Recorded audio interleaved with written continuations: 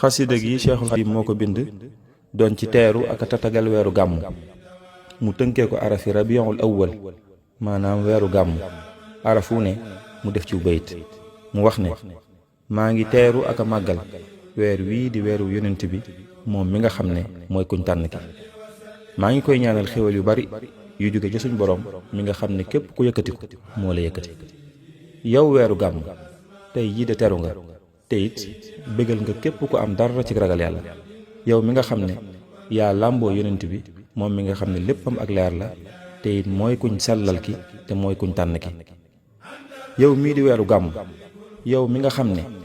yaa ñu indil yonent bi nga xam ne suñ borom mësta bind ku mel ni moom te it du bind mukk ku mel ni moom maa ngi sant yàlla bu baax ci yow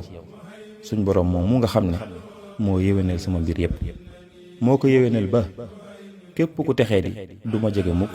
te lépp lu di texee di du ma ko jege mukk yow weeru gàmmu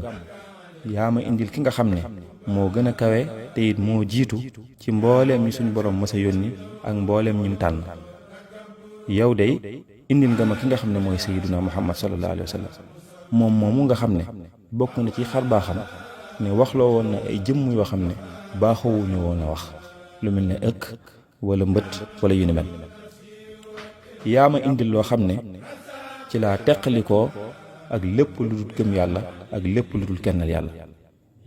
yaa ma indil xéewal goo xam ne du dañ mukk di sax ba may dugg aljanna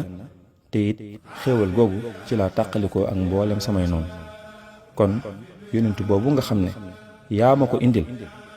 maa ngi lay dalal ngir jëmmam ak fonk gi ma ko fonk yow mi nga xam ne yaa ma ko indil